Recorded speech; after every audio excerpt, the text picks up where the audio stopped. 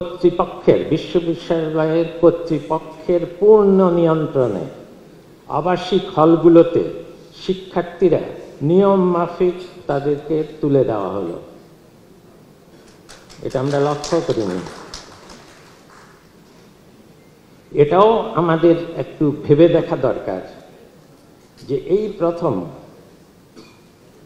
কিছু ব্যতিক্রম ছাড়া পাবলিক বিশ্ববিদ্যালয়গুলোতে এমনকি আপনারা খুঁজে দেখবেন নবনিযুক্ত ভিসিদের প্রোফাইল দেখলে নোয়াখালীর মতো নোয়াখালী বা পাবনার মতো প্রত্যন্ত অঞ্চলের বিজ্ঞান ও প্রযুক্তি বিশ্ববিদ্যালয়গুলোতে, এই সবগুলো বিশ্ববিদ্যালয়ের অনেকগুলোতেই কেমব্রিজ, অক্সফোর্ড, MIT থেকে এরকম পৃথিবীর শীর্ষস্থানীয় বিশ্ববিদ্যালয় থেকে PhD-ধারী বা এসব বিশ্ববিদ্যালয়ে পোস্ট ডক করেছেন এবং এমনকি MIT-র মতো বিশ্ববিদ্যালয়ে অধ্যাপনা করেছেন এমন একাধিক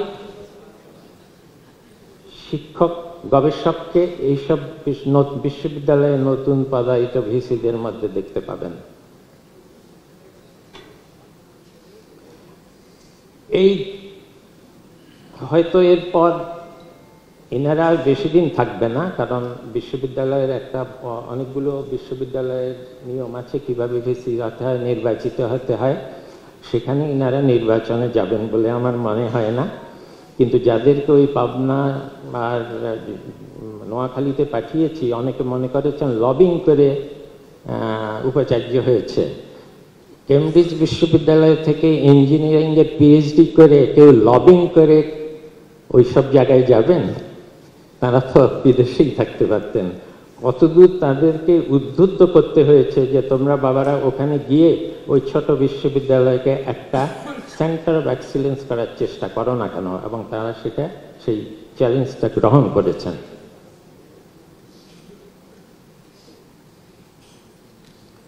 এই মানুষগুলোকে, এই শিক্ষক গবেষকদেরকে খুঁজে বের করতে গিয়ে আমার আরেকটা উপলব্ধি হয়েছে, সেটি হলো আমরা তো সবসময় এই ব্রেইন ড্রেন বা মেধা পাচারের কথা বলি।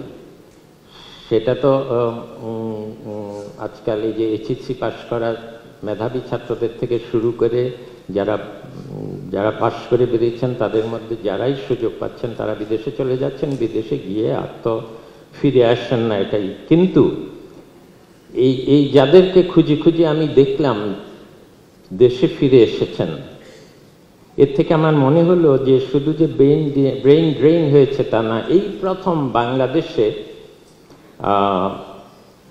বিপরীতমুখী ধারা তৈরি হয়েছে, যেটাকে বলা হয় ব্রেইন সার্কুলেশন বা মেধা সঞ্চালন।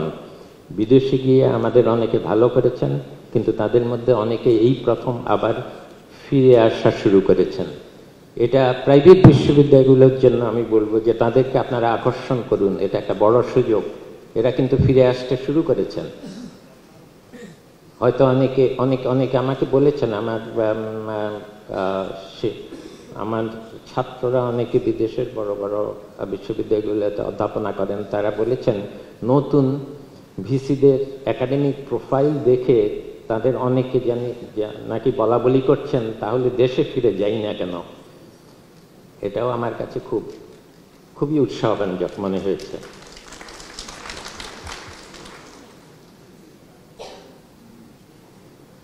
এটা যতই এসব বলি না কেন যে এটা অনস্বীকার্য যে দেশের উচ্চশিক্ষার ক্ষেত্রে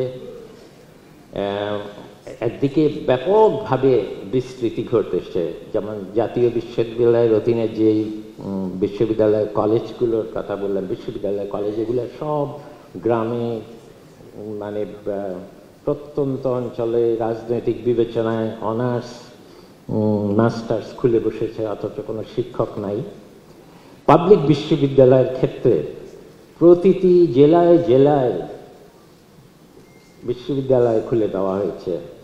এখানে না আছে ভালো শিক্ষক, না আছে তেমন শিক্ষার্থীর সংখ্যা, এগুলোর ভবিষ্যৎ কি হবে আমি জানি না। ঢালাইয়ের সেরা প্রিমিয়ার সিমেন্ট।